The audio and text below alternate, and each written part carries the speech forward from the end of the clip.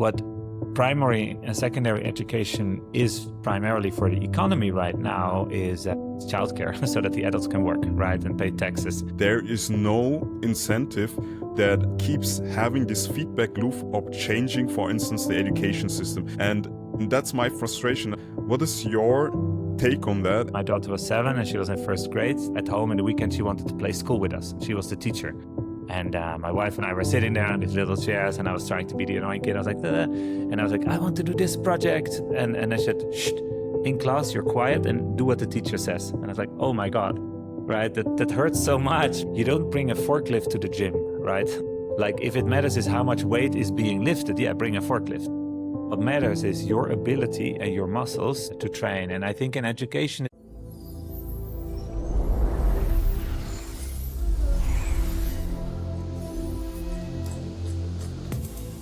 Welcome to the ReeThink Podcast. Today I have a guest with me, and this is Niels. Introduce yourself, Niels. Thanks, Rudy. Yeah, hi, Niels. Originally Dutch, but living in Switzerland for nearly 20 years. Entrepreneur, sustainability, and now in education with a big interest in how inner development can help us develop the mind. Awesome. Love that introduction. Tell me about your company. You're the co-founder of Rflect, and I remember very vividly when we had our first discussion because let's say the topic of this startup came to be through your lived experience, right? Yeah, so our mission with Rflect is to bring inner development into currently higher education, but then also education as a whole. And for me, the reason that I'm doing it started with my own experience in education. So even though I probably cognitively was clever enough for school, I was a dropout because the education couldn't really grab me with what was interesting, what was relevant for my future. And I was more interested in sports and going out and the other things. And then luckily I was able, through a second opportunity, to still keep learning. So actually my parents said, we believe you just need some time. You can keep living at home, when I was like 15, 16, but you have to continue your path. So we don't care what you do, but just continue and you'll figure it out later. Then I found a way, and close to my home, there was a study degree program which was called International Business and Languages. And I thought, yeah, business, you probably can find a job with that later. International, I like travel, and languages, I'm also okay in that. So let me start doing that. And for 2 years, I sort of continued my life, just doing enough to pass, but not investing anything more than I needed to get a degree. So I was really studying just to get a degree. But then in the third year, they forced us to go abroad. So when I was 19, I moved to Paris, where I found an internship in olfactory marketing. So marketing through smell, Rudy. That's a whole different side story of how that works. And that completely changed my life, because suddenly, rather than a small Dutch town in the countryside with 15,000 people living in Paris, close to the Moulin Rouge, 8 square meters. And the people I was living with there were totally different from what I was used to before. So they were world travelers, artisans, students. And suddenly we were having all these long discussions about topics that I was not exposed to at home. And I realized I love this. I'm really curious. My mode of learning is through dialogue, by meeting people, hearing stories. And then I realized I didn't want to go back. So I decided to then go to Lyon to study, actually. I then was able to go to Madrid to study and finally do my final project in Ecuador. And this whole experience made me realize that if you find your intrinsic motivation, if the mode of learning is right, so much can change. I then did a full degree in St. Gallen and loads of other experience that actually led to Rflect. But I could say that the traditional education format wasn't really suiting what I needed. All right. Wow, that's a lot to unpack. I try to understand what was the experience in detail. So what were totally different besides of the stimulation you had through the new dialogues and all these different things, like the vast amount of different people and different interests. But what was like your internal process or emotion were different with this experience, and why it has an impact on your learning skills, or had it even had an impact on your learning skills? So I think when I was studying before the degree that I didn't finish, it was very much, you don't know what you don't know. So I knew my confined surroundings, where I had my friends, my life, and I liked that. I was happy in many ways. But when I went to this other place, I was exposed to things I didn't know I liked, and that I actually liked more than I had before. And experience is a really powerful way to get into new modes of thinking and modes of learning. So I think by being exposed to completely different surrounding, something in me triggered my curiosity in a way that had not happened before. And so the process of being there, I started to feel more and more alive. Like I was always looking forward to the next conversation and hunger in a way where before everything that was sort of mandatory and that I had to do were necessary evils that stood in between me and playing football. Right. And now it were things that actually gave me energy. And I think that feeling, that sensation has been something that I've been looking for since. Okay, I got that. But you mentioned that you had also a project later, but when was the point where you, let's say, reflected on your experience during your higher education that led you to found this company that you are doing right now? Yeah, so we're fast forwarding a little bit, but after this experience, I was working for a while and then came to Switzerland, did a secondary in St. Gallen. And in St. Gallen was actually where I think I learned the fundamentals of what Rflect does today, which is that St. Gallen is a very famous university, right? Well, a good reputation for business education. And I had really nice lectures, but I learned most during my days there, not studying, but actually through student organizations that I was a part of. So I had to take on leadership projects, organize a conference with 20,000 budget that you have to did. And also there I found a mentor who really helped me in this process of reflecting on my experiences, coaching me through this. And there's a famous quote by John Dewey who says, we don't learn from experience, we learn from reflecting on experience. And that's what really happened there for me. And then I was trying to figure out what do I want to do afterwards, right? Getting closer to graduating.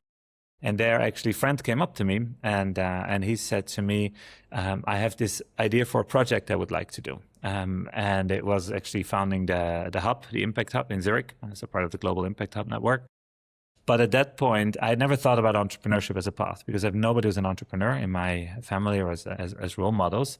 And had he come to me and probably said, Niels, do you want to start a company with me? I might have said no, because it felt too strange. Like I couldn't do it. Like my belief was I'm not an entrepreneur. But because he said project, I was like, yeah, I can do projects. I've done that before. And so we started working on that project, which became real quite quickly afterwards when I think just a few weeks in, we found a space to run. And then the landlord said, you can have it, but you need to bring 200,000 francs. And, that's quite an expensive project if you think about it. And we didn't have any money at that time. But then suddenly, it started to become real. I dove deep into it. And same experience. I loved it. I felt alive in building something. Did that for a couple of years, made it collectively, it grew quite nicely.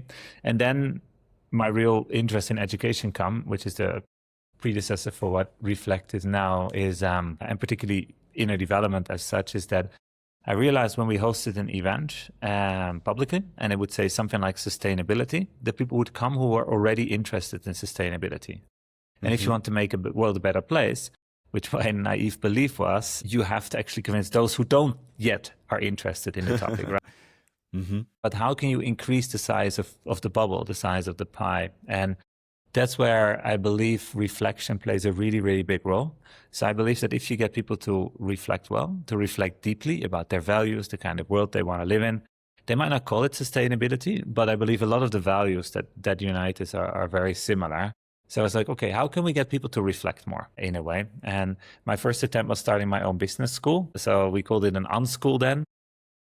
We had an undiploma, sort of an alternative MBA. It was running okay. We had a couple of groups coming. People were paying 20, 30K, but it wouldn't really scale at that time. And so I stepped out at some point, then also took a bit of a slowdown for family reasons. I was working then at ETH in sort of strategy development, a big technical university here. And that's where the final spark sort of for what Rflect is today was learned when a professor came up to me and he said, hey, I have this fantastic course where we're really helping reflection and personal development in my students. But it's 25 and I would like to do it for 250. So what role can technology play to scale reflection, to scale inner development? And we built an MVP, which back then pre-AI still cost money. It wasn't vibe coding with Lovable back then, but it worked really, really well. And then we spun it off together with some friends. And that's sort of what led us to what is Rflect today. We have 40 plus university, tens of thousands of students, about 2.5, 3 years working on it. Okay, wow, that's quite a journey until you get to what you have founded right now.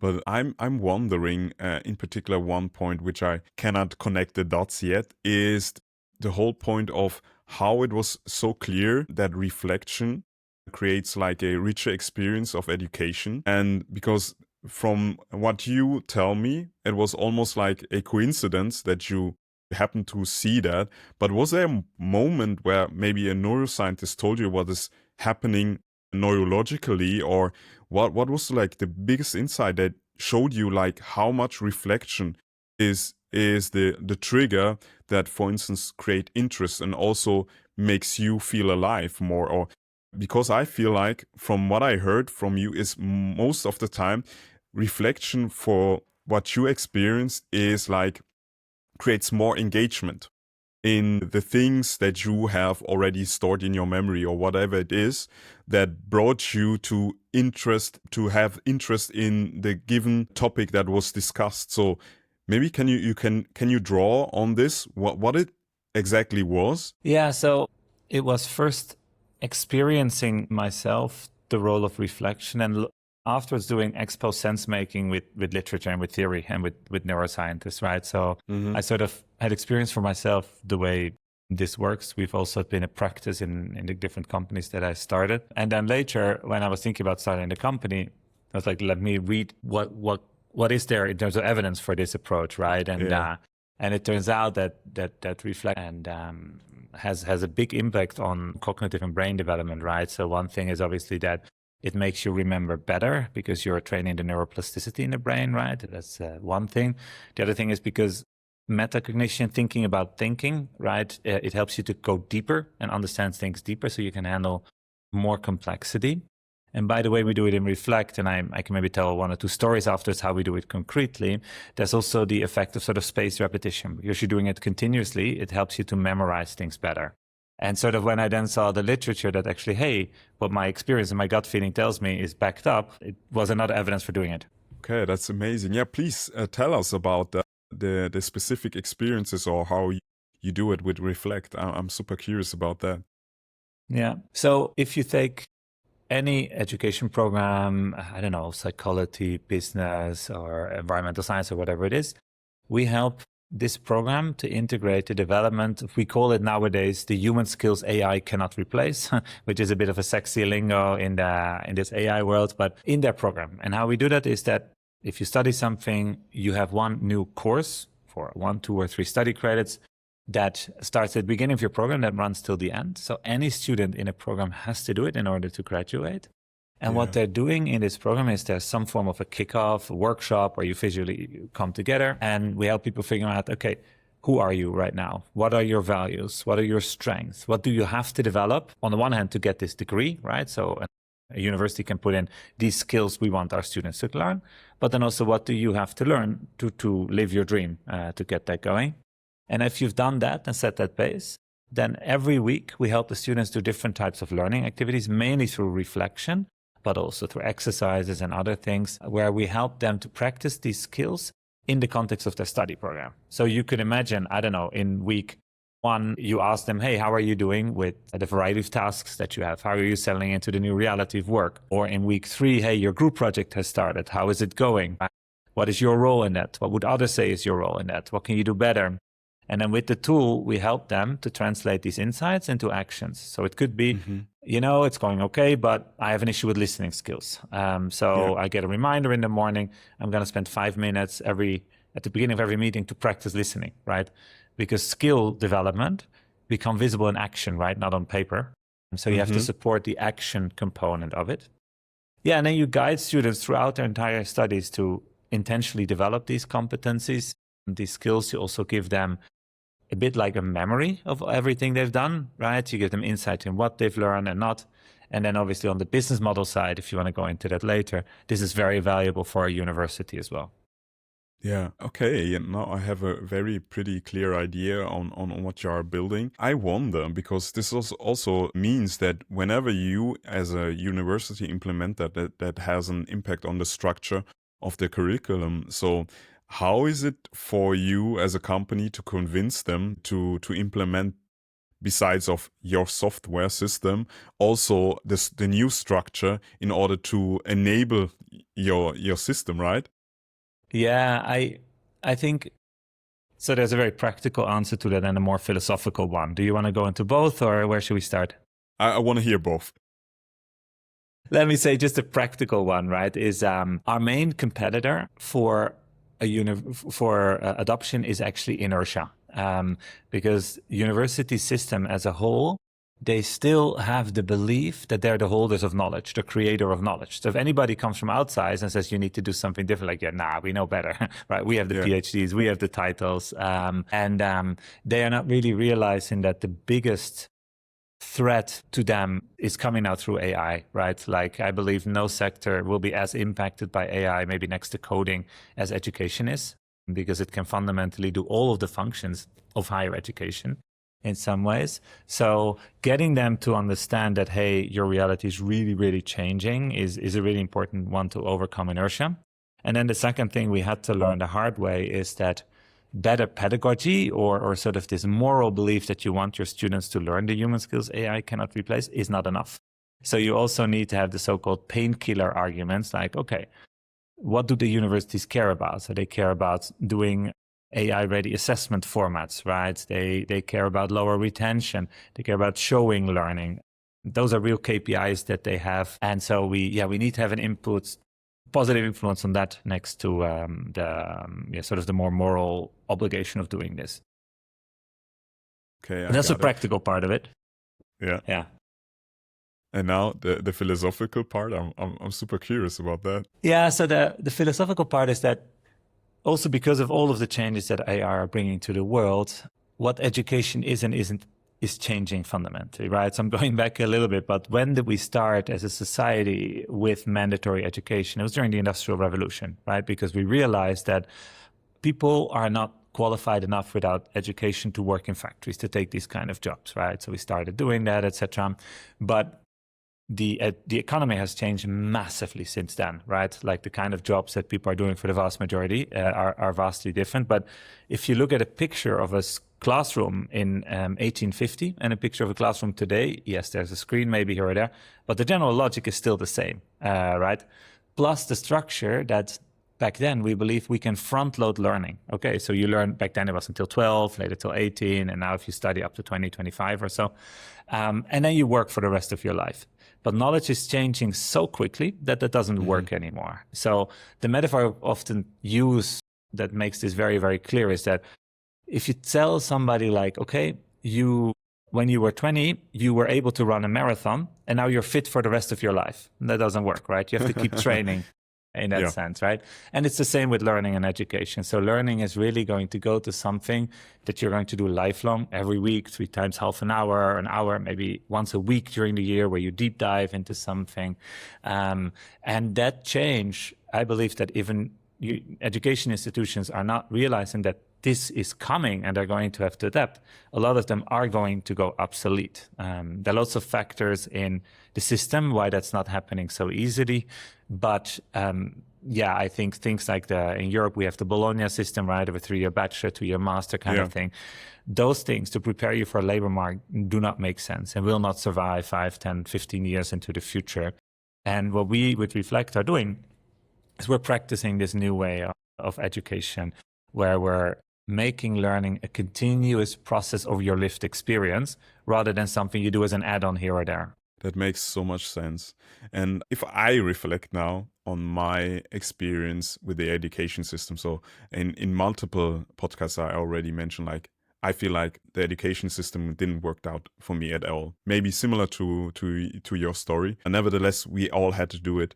But the good thing, and this is also what I see as a positive, is like exposing all the like weaknesses we have. But there was one particular thing that always drew me into higher education, and that was the environment, the stimulant environment of interesting people with a lot of know-how and experience, were thinking a lot about things. And you have already, if you walk on a campus, no matter what campus, it already feels very stimulating in a very positive sense. And I feel like sometimes, or at some point, this is what got lost. And this is one of the reasons why I want my son to study, not because of like the curriculum or the things that he is going to learn is more like the things that he will learn outside of the education or the classroom.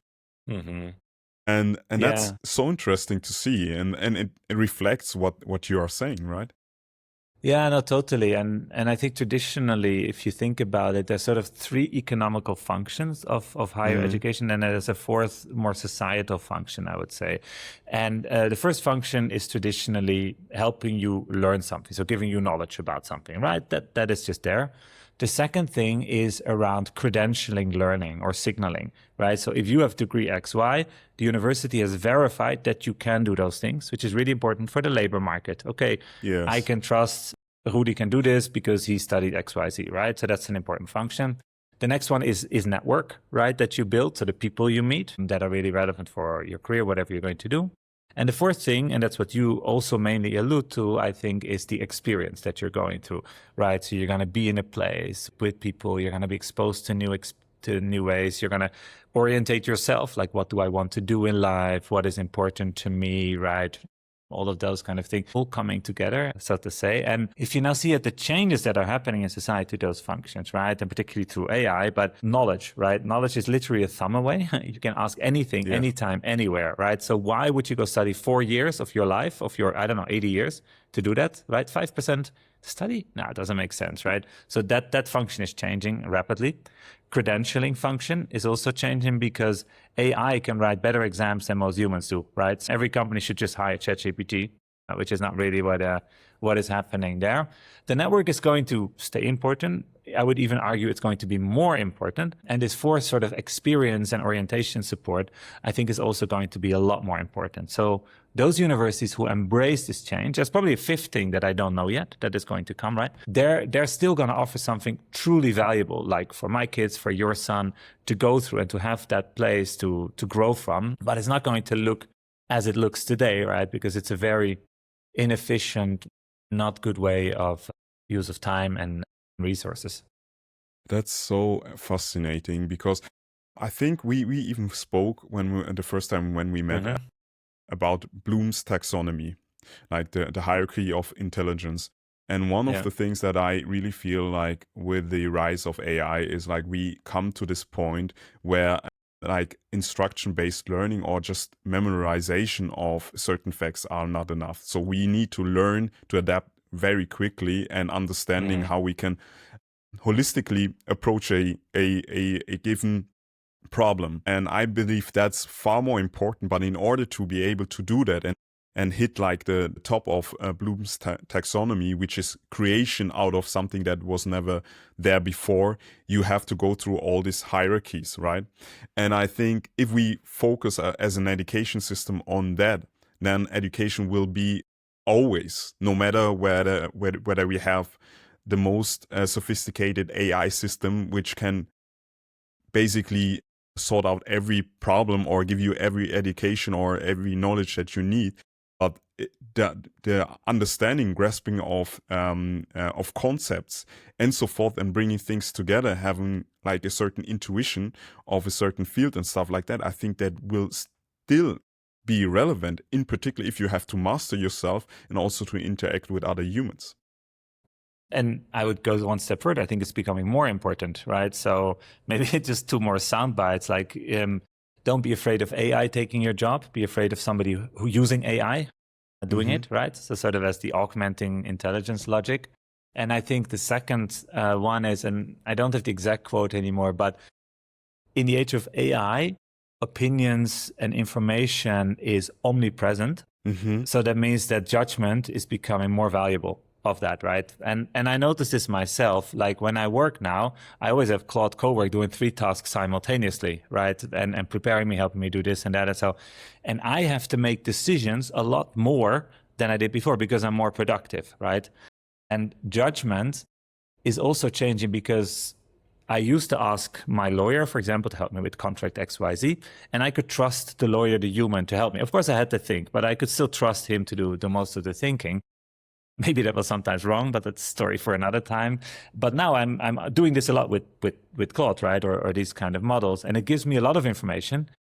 but I can't trust it the same way. So I have to critically reflect on that, right? And also in the Mm-hmm. process of starting a company, like you were saying with Bloom, right? There are tons of fundamentals, data points, and information you can get from everywhere. And you need to be able to hold that level of complexity because your brain is handling more information, right? It's challenged more.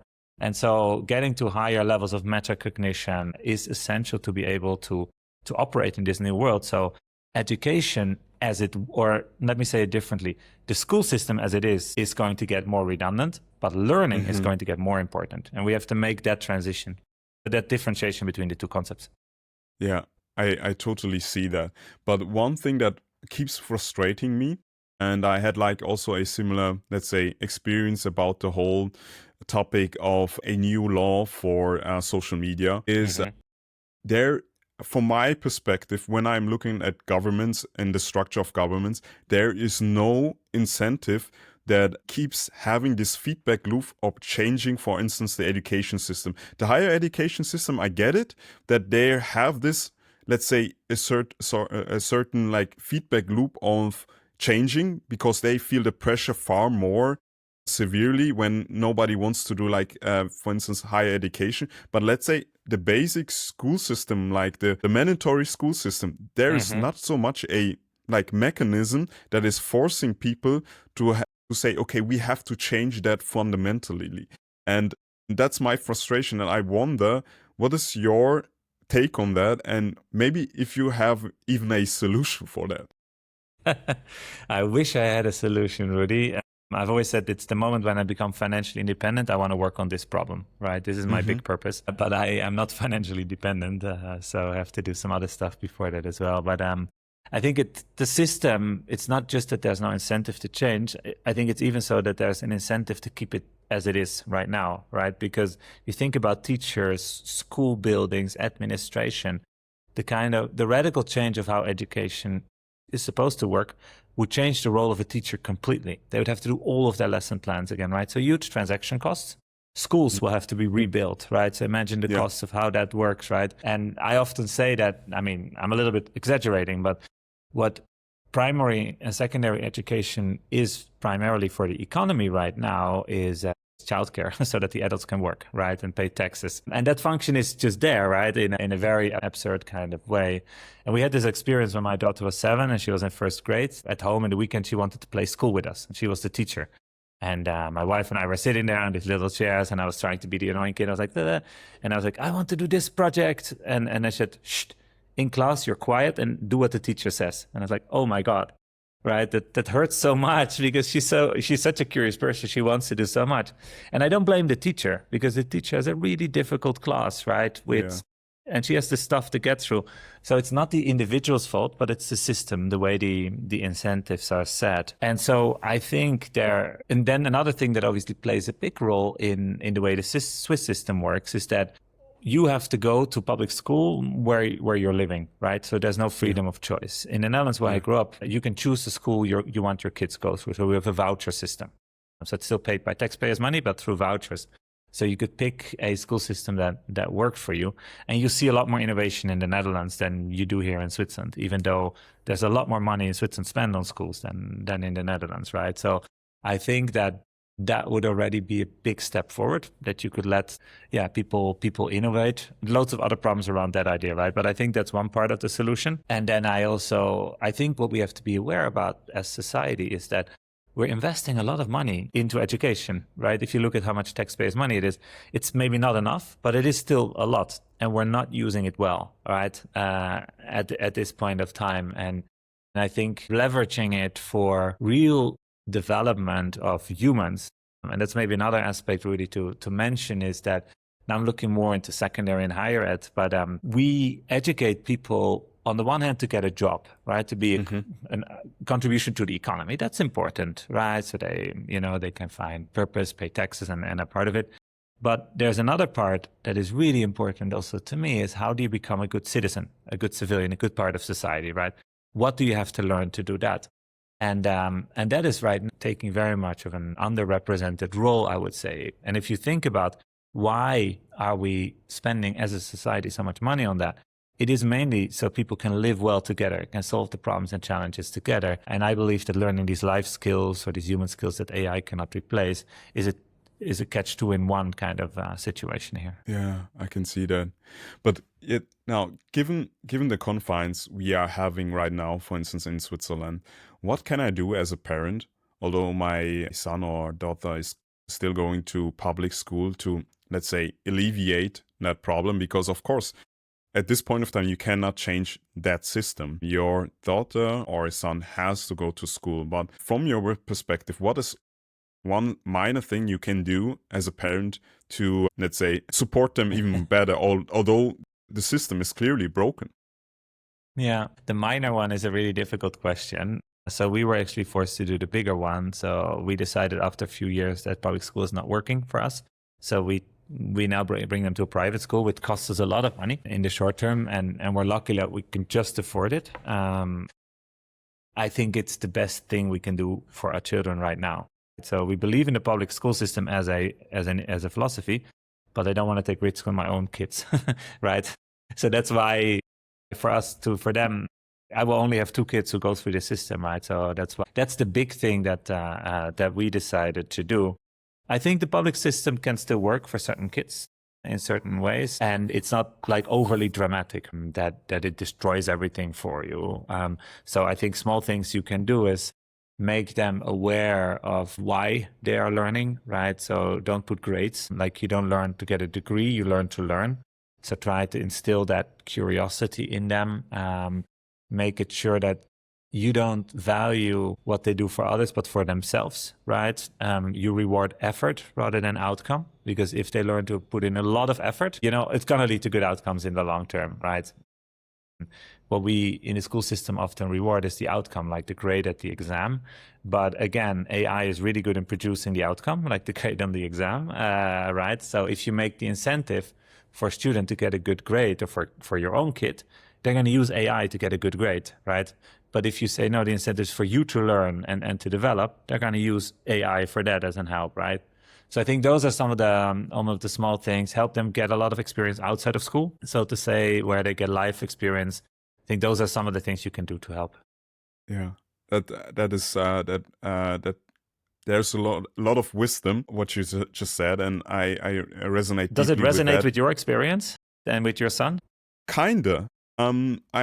The good thing is with my son, we have a lot of discussions around, let's say, he tells me, for instance, whenever he runs into a limitation of belief with their teacher, because the good thing is he understands that teachers have also limitations. So he doesn't is in this belief that he thinks like the teacher knows everything, and sometimes he even tells me the stories where he basically called them out, or at least he thinks about that.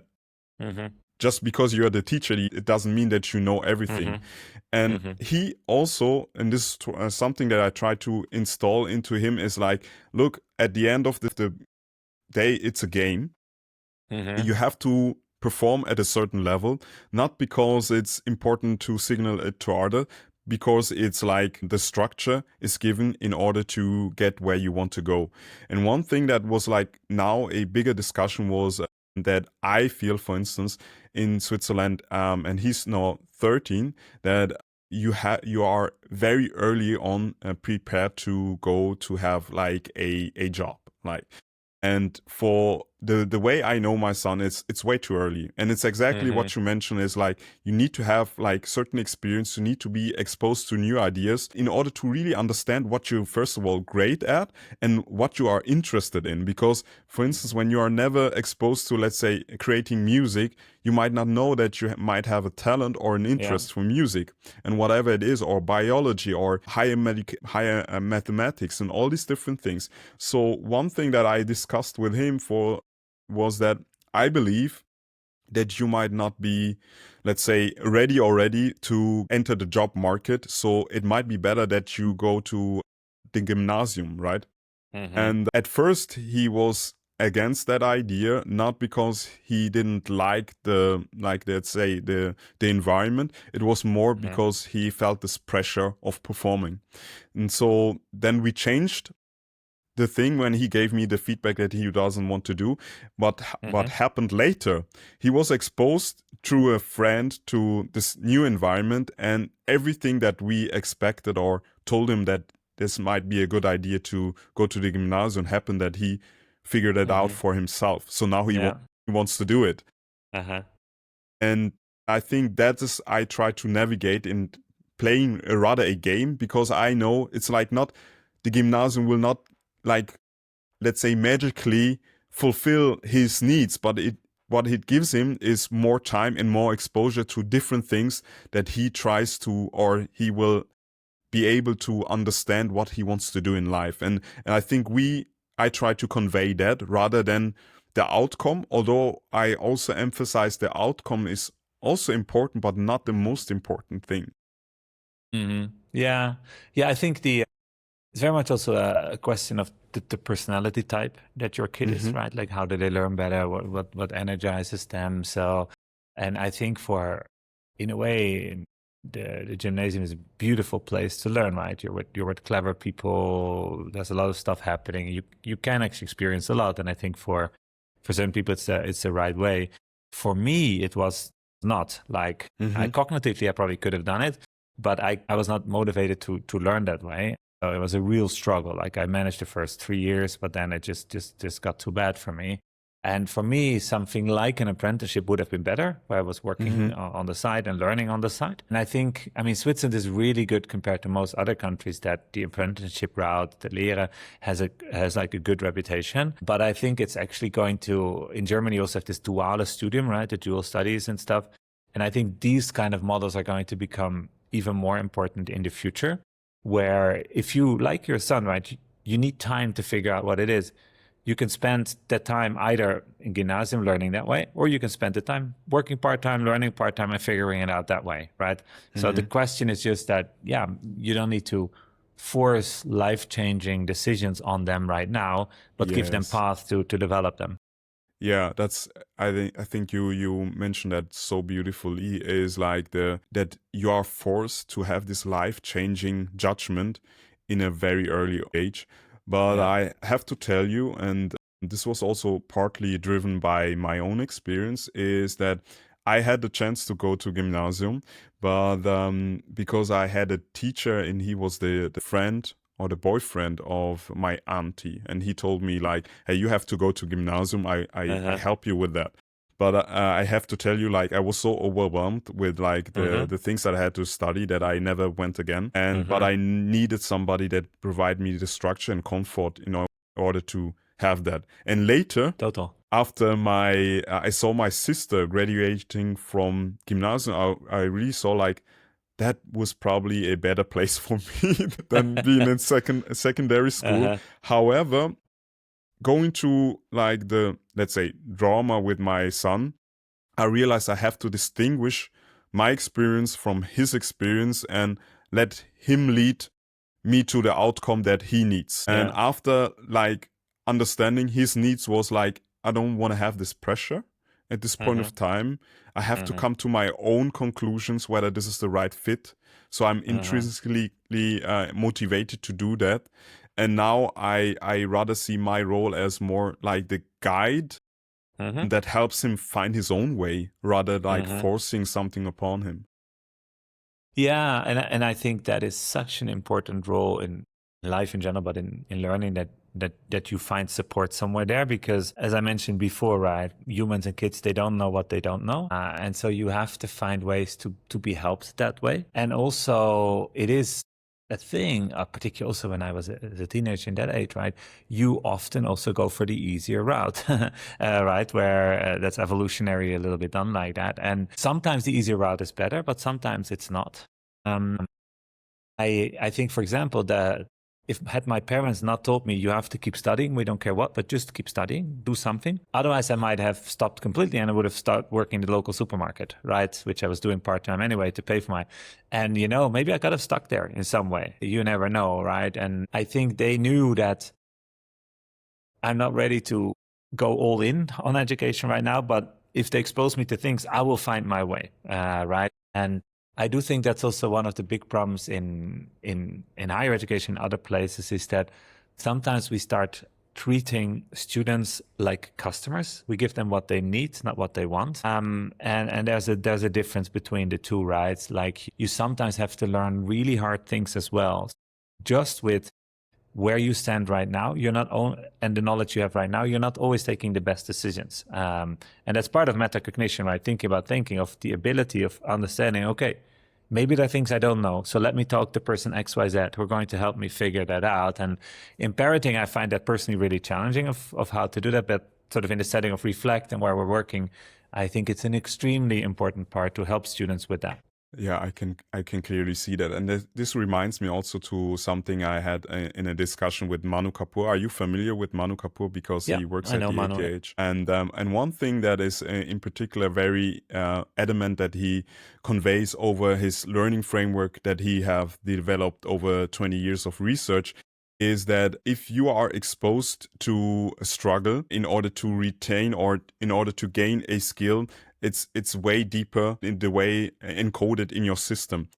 And I think that's something that's also so important to see how much like effort and struggle is very important. And I feel like part of the school system is against that. But as you said, like you have to create that structure. That struggle is sometimes welcomed and necessary and even encouraged in order to also reveal potential. Yeah, and there are lots of studies happening at the moment on AI's effect, right, on this thing. And there's this term called cognitive offloading, where because we take the easy routes, we're offloading the thinking to AI, and then we're not training, right? What matters is the training. And Marcel Salate, professor at EPFL, he said this beautiful quote, you don't bring a forklift to the gym, right? Like if it matters is how much weight is being lifted, yeah, bring a forklift because it's always going to be better than a human, right? What matters is your ability and your muscles to train. And I think in education is very similar, right? The exam is what the forklift can do, the amount of the performance of learning. But what matters is the process of learning that goes up to, like manually, can you lift those weight? Can you go through the effort? I mean, I'm not the scientist myself, but there is similarity between building muscles and building brain muscles in the way that it works. And it doesn't make it easy, right? Like, and I think that's really important to understand. When I go to the gym, I have to motivate myself really hard, right? And with learning, it's the same. If you're tired and you're doing this in order to get a degree, you're not doing it for the exercise part of it, right? And helping students making that shift is really, really important. And that's something we see with Rflect is that students start using it often for extrinsic motivation because they have to get a degree, right? They have to pass this course, otherwise they don't get their diploma. But because of the way we ask the questions, right, and they're doing it continuously, something starts to shift. They're like, okay, this is actually useful. The feedback we get most often is, thank you for making me do this. I had not done it otherwise, right? Which is a great compliment in a way. And yeah, as you say, right, this understanding that struggle is so important for learning in an education context, struggling what you have to do, right? If it's too easy, you're not learning enough. You're not pushing yourself hard enough, right? I can see that. Niels, it has been a wonderful discussion so far. I have one more question to wrap this thing up is looking 10 to 15 years ahead, what you imagine would be the optimal outcome for the education system from your perspective? The optimal outcome is on the one hand that we as the society decide that education is a means for developing a better society and not just better workers. So we make a conscious decision that we have to train the human skills that our society needs, right? That's worth investing in. And it doesn't mean brainwashing them and making sure that they learn this or that ideology, but very basic human things like understanding somebody who thinks differently than yourself, right? Developing empathy, resilience, like all of those kind of things. And I think if we make that decision in a fundamental way and we put resources behind it, we can change the school system to put that in the first place. And then I think secondly, it is about allowing for the enormous diversity of humans that we have, right, in different stages of life. So standardization works well when you think about technology, about hardware, right? There you have to standardize so it can work together. Humans are software, not hardware. And so you need a lot more diversity and diverse path. You might have seen this comic, right, where there's a teacher sitting in front of a desk, and then there is a giraffe, and there's an elephant, and there's a monkey and a crocodile.